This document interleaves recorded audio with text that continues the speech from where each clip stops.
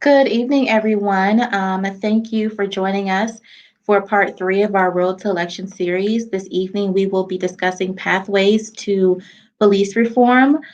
We thought that this would be a great opportunity to discuss solutions and really hear from some wonderful experts who are leading this work. And so I would like to introduce you to our panelists who will be joining us. And they will come on and they will introduce themselves as well and give you a little bit of background into what they do. The first person I would like to introduce is Raquel Howard Smith. She's the director of the Urban League Center for Social Justice. And our next speaker is Dorothy Smoot. She's the executive director of the Community Police Partnering Center. And so, Raquel, would you like to go ahead and introduce yourself? If you could give us a little bit of background about the work that you do. Sure. So Raquel Howard Smith, I'm the executive director of the Center for Social Justice at the Urban League, which was launched this summer or last summer, really in direct response to the George Floyd case, to Breonna Taylor's case, to the social unrest that we were seeing across the country. Um, our board chair actually spurred the launch of the center to address police reform issues or the opportunity for police reform in this region. The center will focus primarily on addressing racial profiling, police bias, uses of excessive force, and then also holding police officers accountable. What we hope is that we'll be able to work with both communities and police departments to really accelerate some reforms that have already been underway, and to propose some new reforms in order to prevent another case of police violence here in our region. Oddly enough, as we are, really building our focus of the center and deciding which police departments, we want to reach out to talk to them about reforms. Just this afternoon, we had an incident in our region where a man was killed in a police involved shooting in Elmwood Place. So we are watching that very closely, because if there is an opportunity, one, condolences to his family, but two, if there's an opportunity to really follow that investigation and make sure that that never happens again, we definitely want to catalyze that type of reform. So on that note, I'll go ahead and pass it on to Dorothy. Thank you so much, Raquel.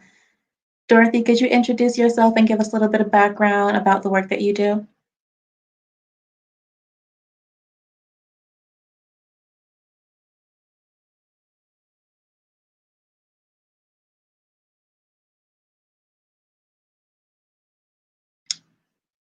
Hi, I can't hear you. One moment, There you Dorothy. go. Nope. It was Okay. me. I didn't want to Okay. get the background noise. Okay. I'm the executive director of the Community Police Partnering Center, and we were established in 2002 as a result of the amazing work that our city did around the collaborative agreement. One of the outgrowths was recognition that the community and the police needed to work collaboratively together to address issues of safety in our community, crime, disorder, and quality of life, and to also look at those root causes. So we were established by Better Together Cincinnati, who came together to fund the first 5 years of our program. We've sustained with the support of the community and the city since then. And in 2013, we became part of the Urban League of Greater Southwestern Ohio. Our focus is bridging the gap between community and law enforcement in a very basic way. We identify problems that we each are invested in, and then we work together to attempt to find root cause and responses to those problems that first do no harm to the community. Look to make certain that we are increasing support that we can provide to the community, as well as police officers who have a role to play in helping our communities to be safe. So we all are part of the overall solution. And what we do at the Partnering Center is help to make those conversations happen in a productive and positive way. Awesome. Thank you so much. So we are going to jump right into our discussion questions for this evening. And so the first question that I have for you all is if you could please discuss the police worldview and how this affects police community relations. So who would like to take a stab at that first? Raquel, would you like to go first? Well, I have to admit, Dorothy and I were chatting a little bit before this, and I was less familiar with the term police worldview. In my civil rights litigation background, we usually talk about what the reasonable officer would do. So if you don't mind providing some additional context to what that is, and I think that we both can probably provide a better response. Absolutely. So how are the police perceived in communities by the community? And so it can be different communities. I think that different populations may have a different perspective of police officers. It really might depend on your region, your specific community. But if you're able to kind of enlighten us to maybe what those different perceptions of police may be. That was perfect. Thank you. Okay. So, from my perspective, and I have done most of my work around this region, working on behalf of, I guess, what we used to call marginalized communities, those folks that are living in poverty, who have, a restricted voice when it comes to policy work and really determining what the world around them looks and feels like. I think that the view of officers was absolutely amplified by the national protest over the summer. But that is a view, especially in African American communities here in this region, that have been held for decades, going all the way back from the 50s and 60s. And I think that if I were to pick a couple of categories, I would say that there is a general lack of trust between Black communities and police officers. And these are just generalizations. So, of course, there are probably multiple exceptions to this. There's also a view that police officers are somewhat of overseers for African American communities, because Black communities are more likely, and this is across the country, to be over policed. If there is a crime that occurs, then you have, a swoop in of additional police officers with, sometimes no observation that increased police presence could actually be traumatic to that community. And then I also think that there is a general view, and in some respects backed up by facts, that police officers who engage in misconduct are not held accountable. And I think that is something that was created, or a perspective, over decades. We have had, over the course of the last 50 years, multiple riots in multiple cities in response to police officers not being held accountable, particularly when there was a loss of life in an interaction. So as long as those things persist, I think that there's always going to be some room and opportunity for improving community police relations. The last thing that I will say before I turn it over to Dorothy is I think in a lot of jurisdictions, people don't perceive, or at least Black communities don't perceive officers as coming from their community, which is how, one of the central themes of community policing. If you don't live in my community, you are less likely to care what happens to me. And I think that has played out in a lot of different circumstances, and is a belief that's held through a lot of communities across the nation. Awesome. Thank you so much, Dorothy. So I would ditto what Raquel said. Mhm. And then I would like to share an observation that I have an opportunity to have as a result of about 8 years of working with community and police in the same space when the community is called the police in. Mm. Okay. So I Yeah. think there's an opportunity for, I'll call it a beautiful tension. Okay. Okay. And that beautiful tension is that many African American communities, the first go to prior to the scenarios that we've been having in the recent months is to call the police and then to expect the police to solve the problem. We as a community have a responsibility in our communities to recognize that when we're calling these individuals into our neighborhoods to address problems, that we need to work with them, that we need to ask for what we want rather than wait for what they give. We have to be active participants. So I think that it's a both and. I think it's a both and that we call them Mhm. and we need to be clear and we Yeah. need to hold them accountable for how they interact with us and the service that they provide and recognize that if we call them for things that really aren't policing or policeable issues, that we're then opening the door for that kind of interaction. So it's a both and. Gotcha. Definitely makes sense. Thank you both so much for your insight on that. My next question is, do you feel that citizens pay for police misconduct? Um, if so, in what ways? The answer could be no. I just want to give a disclaimer that as part of the Urban League and professionals, we are remaining as neutral as possible and as impartial as possible. To the extent that you can answer these questions, um, please do so. If there's anything that you are not able to speak on, we would certainly understand that as well. So you want me to go first this time? Sure.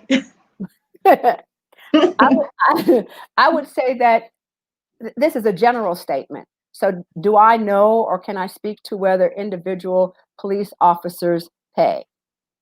I'm really not in a position to answer that question. Mhm. But I think that misconduct affects us in a variety of ways. The individual that's impacted by the scenario, the community that feels the trauma, Mhm. and then our pocketbooks that pay for all the misconduct that come with a lawsuit. I mean, Mhm. so and then good police officers who are committed to their jobs also pay because they are impacted by the general belief, for Mhm. want of another title. Gotcha. Raquel, what are your thoughts? Yeah, and I'll just add onto what Dorothy said in a quite literal sense. Citizens, taxpayers absolutely foot the bill for police misconduct. Misconduct. When criminal charges are filed against officers, if that happens, there are some union contracts that require the city to pay for their lawyers. Um, when officers are sued in civil court, let's say they are sued by a family for civil rights violations, the plaintiff in that case, or the victim or their family, is required to name the city or the municipality as a defendant there too, because it's the city or municipality that's actually going to pay the family if they win.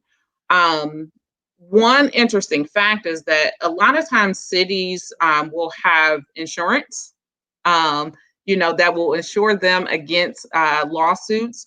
And but a lot of cities are self-insured.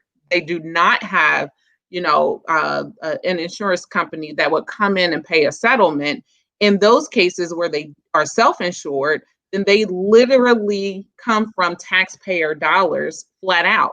And a lot of cities will have a actual fund designated to pay out lawsuits for police misconduct. Um, so when you see, I'm actually not sure in the Breonna Taylor case whether they were self-insured or whether they had an insurance company, but that was a $12 million settlement, from that particular incident. And I want to separate that from the tragic loss of life, because that actually is the most important piece of it all.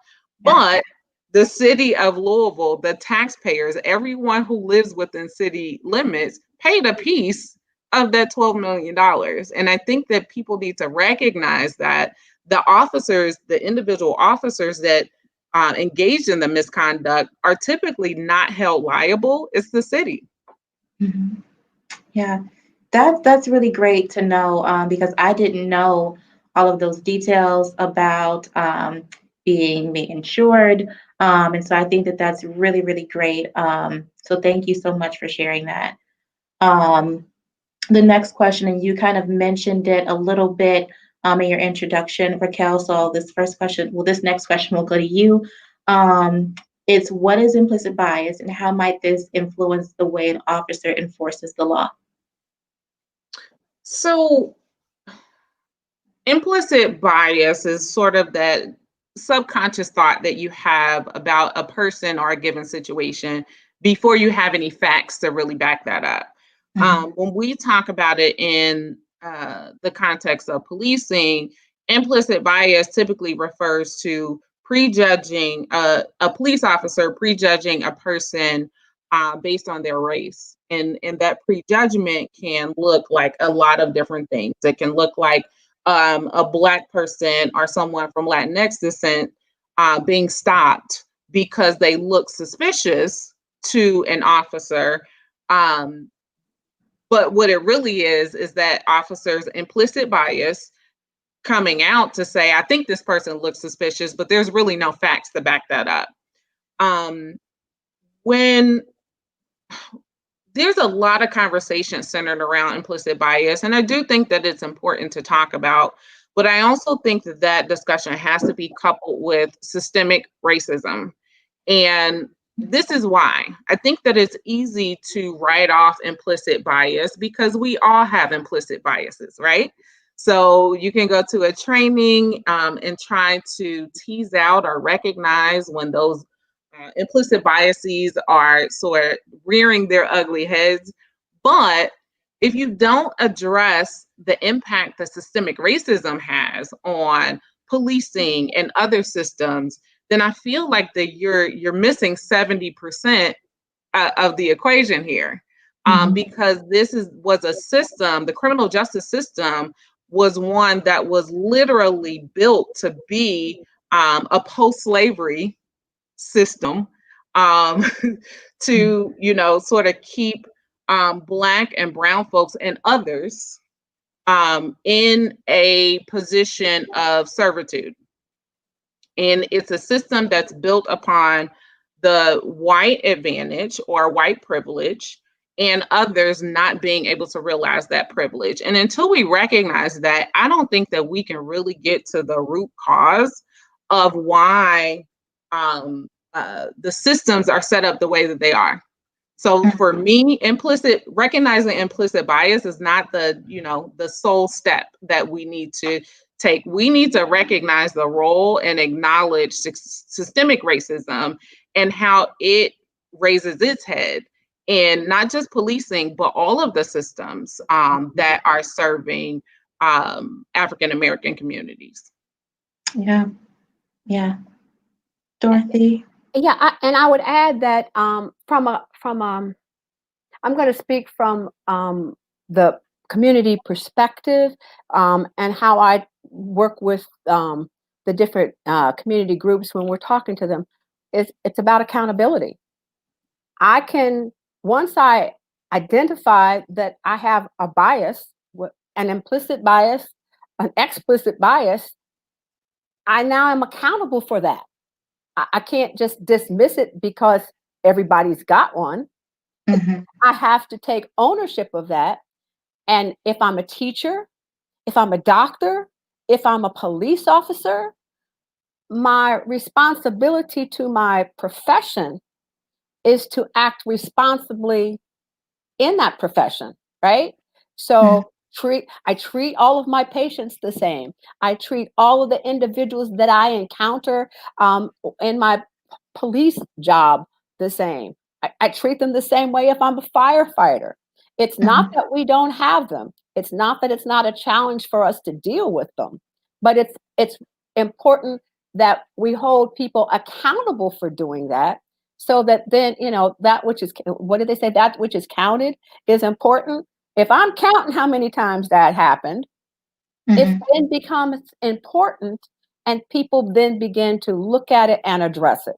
So I just think that we as community have to establish what we believe service looks like Mhm. that's unbiased, and then hold people accountable to that. Yeah, absolutely. Absolutely. And I hope you all please hope you don't mind if I go just a little bit off script, because we're in the vein of implicit bias. And so recently, the requirement, I believe, and maybe you can help me out with this, I believe the requirement for that implicit bias training may have been removed. And so, what are the consequences, both positive and negative, of removing the requirement for police officers and departments to undergo that implicit bias training? Are you referring to the federal government, the executive order saying that the feds would no longer be required? Yes. Okay. Um, so I think that that's a little bit different. To my knowledge, the Okay. local departments, there's no directive, right, Dorothy? I haven't I'm heard not that that. aware. Yeah. Okay. But I do think that I think that I can still sort of give a perspective on your question. Um, I do think that taking the step to have folks to have the requirement for folks to go through implicit bias training, it is a recent phenomenon, and it was a very, very important step in order for folks to even recognize the racial inequities that occur, right? Because there's a reason why you say everybody who works in this job needs to have implicit bias training, because you've identified somewhere in your metrics that whatever system you're working in is working unfairly for someone, right? So I Mhm. think that when the federal government or our leaders say, we no longer need that, and for the reasons that were advanced for taking that away, I think that it has the potential to take us a couple of steps back, um, because there's no longer that requirement. Now, Okay. for the reasons I stated before, I don't think that, personally, implicit bias training is the end all be all, because as, Dorothy sort of mentioned, like, how do you measure it? Like you sort of recognize that there's an implicit bias, but what do you do about it? And I think that any training that you're required to do, if you don't take it that next step and say, okay, we've identified some problems, now how do we resolve it? Then I'm not sure that's very helpful in the first place. So I would hope that any agency, and this goes for any system, who's requiring implicit bias training is taking things to that next step to, one, make sure it's working, Mhm. make sure it's getting the desired result, um, and the impact that you want to see by educating folks on their implicit bias. But it can't be, and it's not the only solution. Gotcha. And I would suggest that it's just like any training that any of us have attended ourselves. Mhm. You go to the training, you're hyped, you leave, and you go back to your old behaviors. Mhm. So one training does not um, um, reformed make. Right? So you need the first one, and then a follow-up quarterly, or whatever you decide you need to do as you talk to people and help them grow inside of that process as well. Mhm. Because it is a process, and I may only hear one word the first time you start talking to me. And you bring Mhm. me back the second time, I heard that word, had an experience, connected the two, and now I'm growing. And so I think that we can't think that one inoculation is all that we need to do. That it has to, if you're going to do it, you need to do it ongoing. Gotcha. Thank you so much for that. Um, so my next question is just kind of continuing this conversation of what would need to happen. And so if we know that one training does not equal reform, what would need to happen to encourage reform in police departments? That's Raquel, that's a loaded question. Um, I'll say a couple of things, and I know Dorothy definitely has some stuff to say. So one, I think that police accountability is super critical in this respect, because if officers are never held accountable for engaging in misconduct, then there's absolutely no reason from their view to change the system, because it's working for them. Mhm. It's not working for a lot of us, right? Yeah.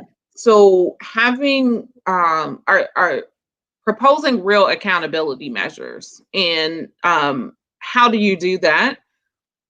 If I back up one step, it would be electing policymakers that actually have our best interests or want those reforms that we've been protesting for, Mhm. because they are going to be the ones ultimately that are parties sitting at the table to renegotiate police union contracts. They're the ones that are going to be responsible for actually changing police policy manuals, the ones that oversee the police department and hire and fire the police chiefs.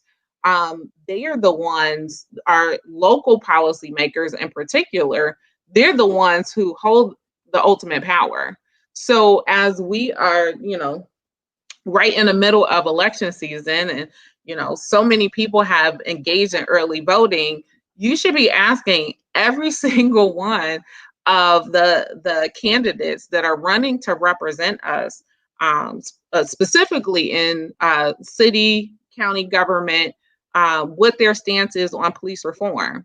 What measures do they think would ensure police accountability? What would they do, or what would they change about the current police union contract? Um, those specific questions are questions that all voters have the right to ask. There's been tons of forums that have been broadcast via Zoom by the NAACP. Urban League hosted some with other partners, and those are prime opportunities to look to see where these people stand. For me personally, if a candidate has not spoken publicly or it hasn't been willing to answer a public question regarding their stance on police reform measures, then they're not somebody that I'm going to vote for, because I've seen this show before, right? Mhm. You can't expect somebody to do something that you want when they get into office if you've never asked them. Yeah, absolutely. Dorothy, what are your thoughts? So I'm going to start where Raquel left off. I think the first way to help encourage the police reform in the departments is to vote, right? Mhm. Yeah. Secondly, it's to be engaged as a community. Don't just call for service. Talk to the police about what that service is. Identify what you how you want them to be able to respond. Identify your expectations. Sometimes it feels like we're all running a race, but we have different finish lines.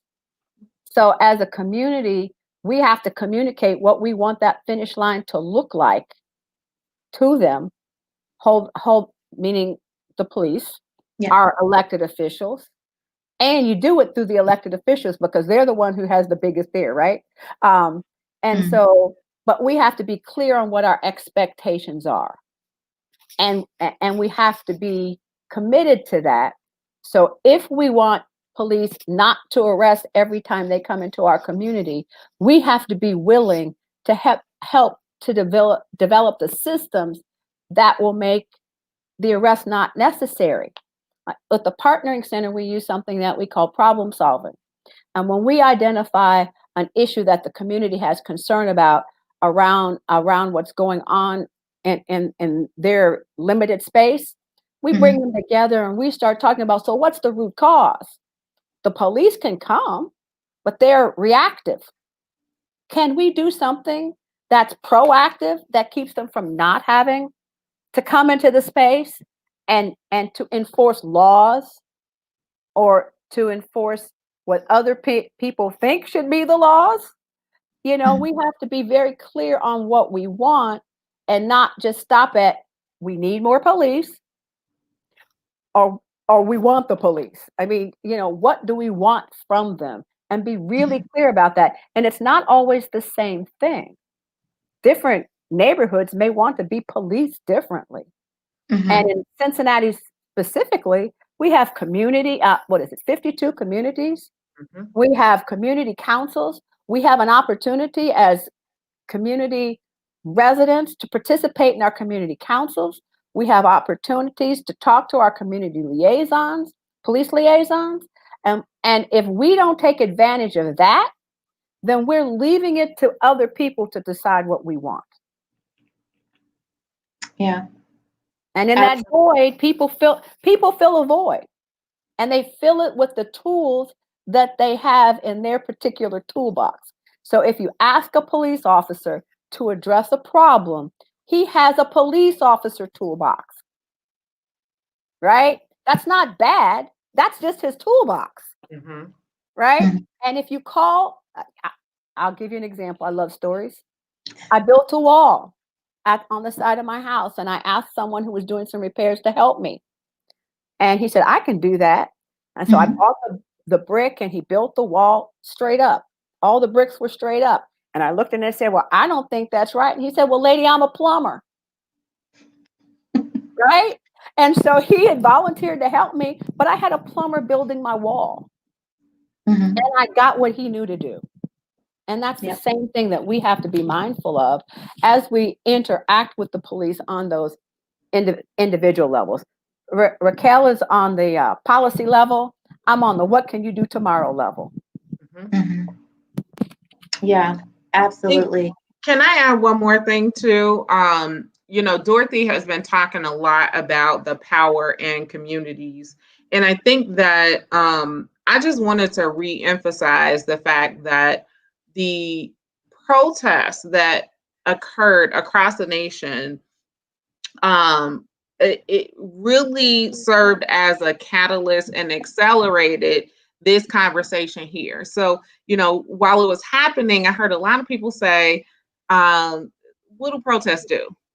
Well, what it did was it got a question asked at the vice presidential debate about Breonna Taylor's specific case because of the fact that communities went out, walked the pavement, and really the unwavering commitment from her family to make sure that no one forgot Breonna Taylor. So I do want to at least put a plug in for the fact that communities, and when I say communities, I mean everyday experts, not somebody who has a law degree necessarily, not somebody who's a policy expert, but somebody who is directly impacted by injustice.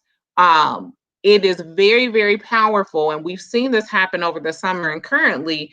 If you exercise and use the tools that you have, which is sometimes just your voice, and to be able to walk that pavement. So I think that if we continue down that path, we are going to make some strides. As a matter of fact, I'm banking on it, you know.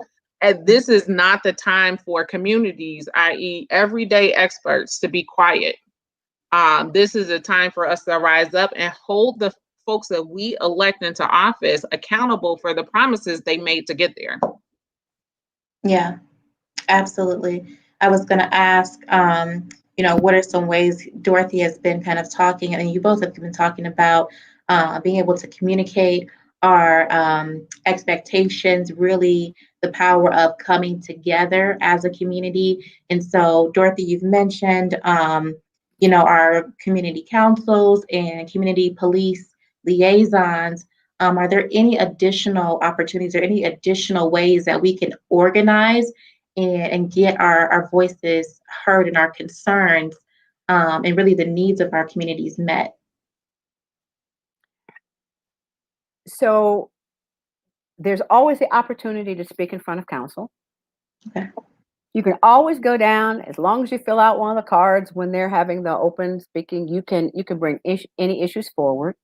One of the things that we do at the Partnering Center is work with communities to address those issues that they identify and to help them to mobilize other folks in their community to do it. So you can call the Partnering Center and we will help you to craft your plan. So when I say call the Partnering Center, I have no solutions. I only have processes and suggestions for how to work together to make it happen. But you can call the Partnering Center and we can help you to organize.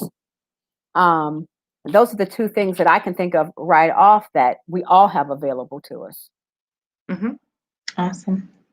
Raquel, anything to add on that? I mean, I would just agree with Dorothy regarding attending those public hearings. And every single municipality that is located in this region, they're required to advertise when those public hearings are happening, no matter how big or small the town is, and show up and make your point heard and write letters. Definitely, if we don't exercise our voice in that respect, then our demands may not be respected, if that makes sense. Also, and this is, I think, a pathway that is talked about least often, using the media as a tool, and in particular in 2020, using social media.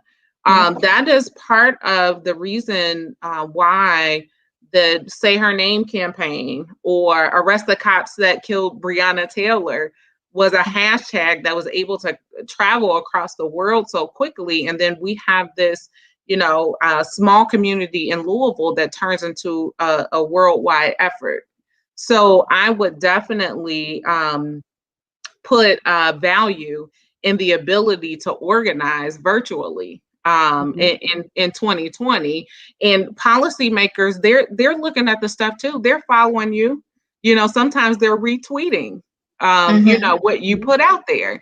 And those are the things that you need to pay attention to and hold them accountable. When you show up to that public hearing, you say, so-and-so, I saw that you retweeted my Say Her Name hashtag. So I'm assuming that you believe in the same thing that I do, or at least that this shouldn't happen again. So, yeah. And be persistent, because just because you say it once doesn't mean they were listening. But when they see the consistency, when they see you bringing your next door neighbor or your friend, or it's 10 people and not just you, and finding ways to build collaborations with individuals that may not agree on every point with you, but agree on the point that you're going to make today. So that you have those people standing with you in those conversations, I think is also a way for us to expand on our voice as well as through social media. It's finding those points of interest and working on those together. Awesome. Thank you so much. It looks like we have a question from the audience. I just want to really quickly Let all of those watching the broadcast know that if you're engaged on Facebook, you're absolutely welcome to ask questions of our panelists today. And so it looks like we have a question from Angelica. Her question is there a good example of a city or county that has getting it right or that is getting it right with police reform? Is there a model we can learn from?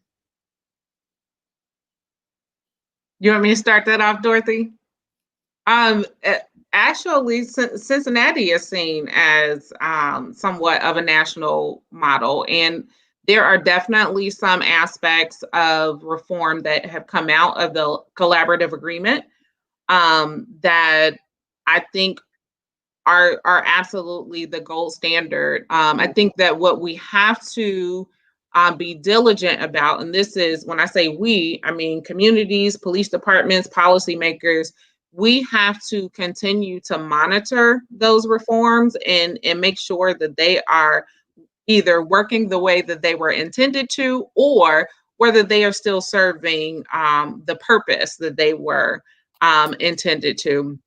I think that those policies or reforms definitely need to evolve with the times if needed. So, just to call out a couple of aspects of the collaborative agreement or reforms that Cincinnati has implemented, the Citizens Complaint Authority, I think, is a great model. It definitely has been touted as a model in other jurisdictions, and other folks have picked it up as a model. That is the complaint process that an individual who feels as if either their civil rights were violated or they had a less than pleasant interaction with a police officer can go through. They can go through that process to report the interaction. There is an investigation that will occur by staffed, investigators. And then there's also an independent advisory board that oversees that. I think that the process, the way that it's set up, is great because prior to that, the only way to launch a complaint against a police officer would be to tell another police officer, which didn't always work out, well, and didn't result in having the most credible investigations. So while I think that that is a model, there's also, over the years, some issues that have come up around that office not being either adequately staffed, which I think is something that is working towards resolution right now. They were getting so many complaints, they weren't able to keep up with those complaints. So you had like a huge backlog. And then, sometimes the outcomes of their investigations weren't being communicated in a timely fashion to CPD. So what happens if you have a finding against an officer and say, yeah, the officer did something wrong in that interaction? Well, if you don't tell the officer for 6 months from now, then, what good is it? So while I think it's a model, that particular aspect, definitely room for improvement. The other thing that I do want to lift up is, and this is just based on my experience growing up, being born and raised in Cincinnati, I think that our current chief feels a lot more accessible. To me, as a concerned citizen, I see him out more. I see him speaking more. I see him, making partnerships or developing partnerships with different stakeholders. And I know that this was sort of an evolution of the police department as a whole, but I just wanted to call that out too, because I do think that that is a direct result of the collaborative agreement and him sort of stepping in with that expectation that he was going to have to work with community. And I think that to some respect, he's owning that. Awesome. I would suggest that community problem-oriented policing, which also came out of the collaborative agreement, is a great model. Problem-oriented policing is not new. In 2002, it was not new. It was becoming more laser focused on the problems, trying to make certain that you weren't doing things. I think they used to call it like vortex or something like that, where they would sweep into neighborhoods because of a problem to address them. I think it was called vortex. Yep. but looking more at using your data to identify your problems and then addressing them. That was always in place, but the collaborative agreement said that the community is the critical C. The research that they looked at that time said that this kind of work works best when you include the community in the process of figuring out how to address those issues that are being highlighted. That recognizing that those closest to the problem are those who probably have a good handle on what the solutions might be. To recognize that everything doesn't have to be policed. It could be community. I call it community, but where the community actually leans in and addresses um, uh, the place, which is what we have the most control over. When you look at what's necessary to have crime, what generates fear of crime, what is part of perception of crime, it's all around things that we see, perceive, and usually have an ability to impact. Yeah. And so if we work together in that space, which is what it's called CPOP, which what CPOP is for, which is what we agreed to in the collaborative agreement. I think those are two really good examples of how it's a both and, where you use the community and law enforcement to look at what the responses might be.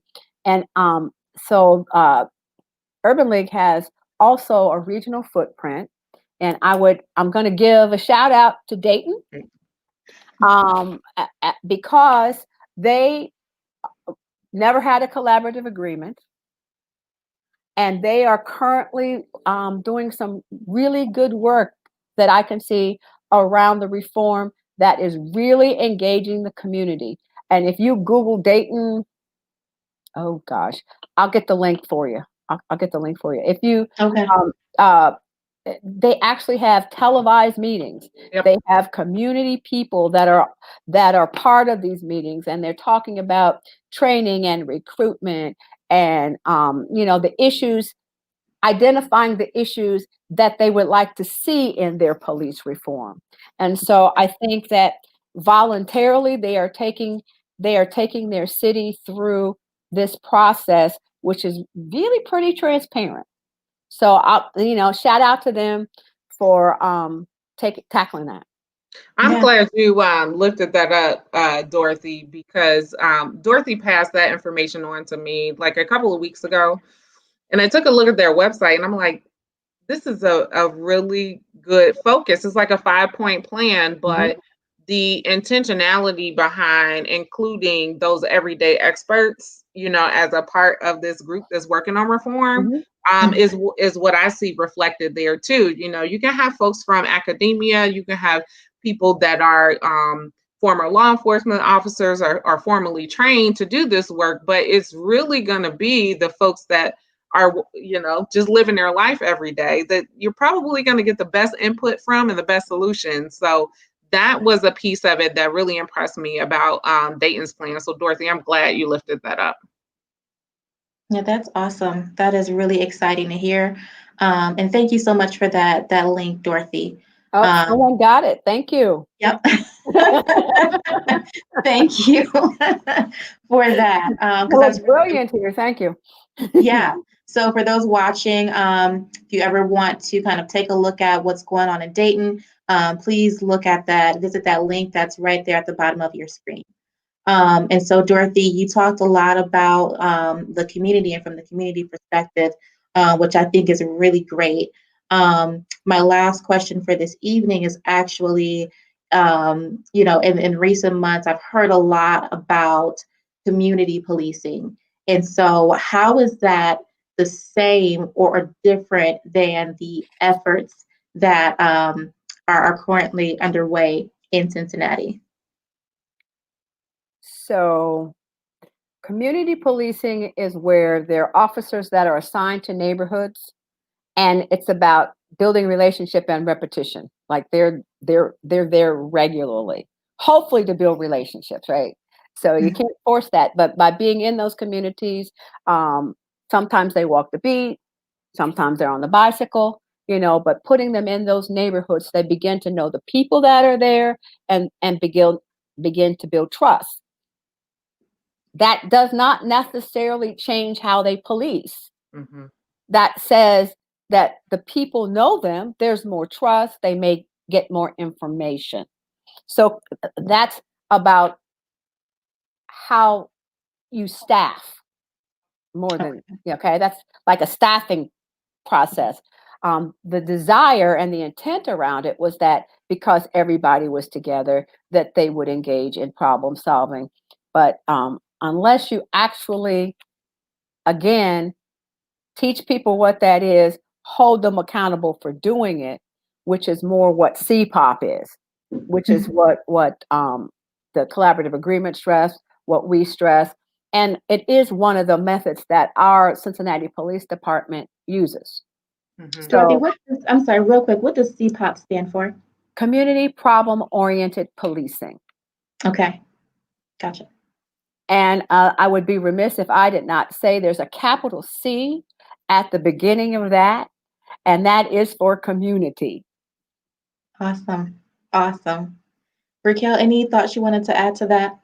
Yeah, I'll just add some like specific thoughts. So some of the tactics that have I would say these probably aren't recent, but that have come up around community policing is ensuring that officers actually live either in their cities or the neighborhoods that they patrol. And I think the theory of change behind that is that you are um, less likely to be unfair to your neighbor than you would to someone that you don't know. If you know that you're returning home to that neighborhood, then you are less likely to want to do something to negatively impact that neighborhood. And I only lifted that up because this was sort of brought up again in the reforms that were agreed upon in Louisville as a result of Breonna Taylor's family settlement with the city. And the city, I believe, is providing incentives for police officers to move in certain neighborhoods where they would be patrolling. So I don't know if those are, economic incentives or help, purchasing a home or something like that. But I think that that is sort of a drastic measure for a city to take because there's some real evidence behind the fact that that actually does help build trust between police officers and the community they patrol when you actually live there. So I just wanted to lift that up as a point because one, I thought that it was very interesting, especially as we're looking at policing in this region. A lot of officers are not even required to live in the city where they work. You can have a Cincinnati police officer that lives in Kentucky, and if that person gets to sort of cut themselves off from their job or what they did that day and go far away, then why would they care about what happens when they leave? And that's not to say that some most officers don't care. I think that there are a lot of officers that do, but this is a very specific incentive to catalyzing community policing that I find interesting, and I would definitely love to see happen here. So, Go ahead. history lesson. 40 years ago, police officers did live in the city of Cincinnati. They had to live inside the city limits, and that was a lesson maybe 30 years ago. And so I think that what Raquel said about building those relationships is critical because they did live in the city, and we know what happened 40 years ago, right? Mm-hmm. So I think that it's about the intentionality around making certain that not only do they live, work, and play, but they be held accountable for how they interact when they're Mm-hmm. in the community. And I promised my husband that I would not invoke his name here, but he's 31 years retired CPD. Mm-hmm.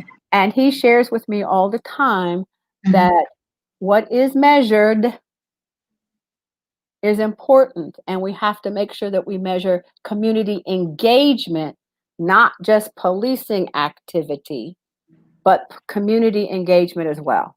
Like, how important is it that your neighborhood police officer go to the basketball games? Mm-hmm.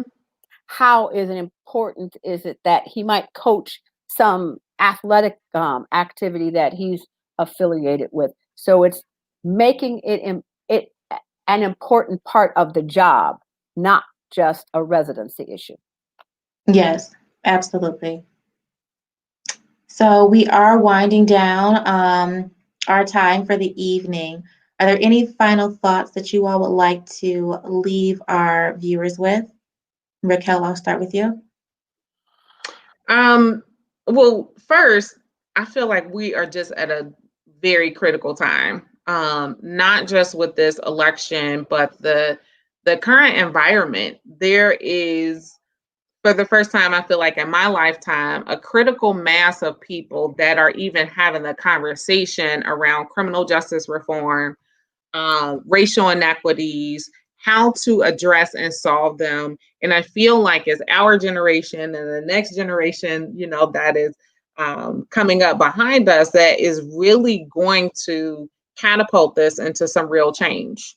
Having said that, we have to absolutely set the example for them and create a world in which we can pass an intact baton to them to take it all the way. So locally, like I said before, this is a really important election that, I don't know if this comes off as hyperbole, but I think that it can absolutely transform the way that our local criminal justice system looks. We have a county commissioner's race, and the county commissioners, for lack of a better phrase, hold the purse strings to the county budget. We have a sheriff's office race. The sheriff, Hamilton County Sheriff patrols over 14 municipalities here just in Hamilton County. So they have contracts to patrol cities like Silverton, places that don't have their own police departments. We have a prosecutor's race. And if you don't know, you can be arrested by a police officer, but it's the prosecutor who actually makes a decision as to whether you're going to be charged and what crime you're going to be charged for. So you can be arrested and then let go. It's the prosecutor who decides whether you are going to matriculate through the criminal justice system. And then we have a whole host of judges that are running for office, a record number of seats that are being challenged by lawyers who have served as defenders, public defenders, which typically doesn't happen here in this jurisdiction. So, what could our county look like after these possible transformations? That makes me really excited. I think we have a great opportunity to change the way the criminal justice system works and make them work for Black communities and really address some of these disparities. So, Absolutely. Dorothy, any final thoughts? I think I have to say vote. Yeah. And then get involved on your community level. There's a lot of systemic change that needs to occur on a lot of issues in our community and a lot of the inequities that we see.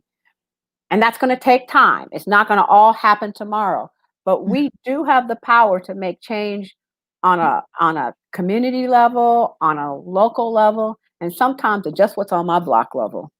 Yeah. And so we always have to recognize that we don't have to wait for the big change to start the little changes. Absolutely. 100%. I agree. And so thank you all. Thank you both so much for joining me tonight and for having this really important discussion.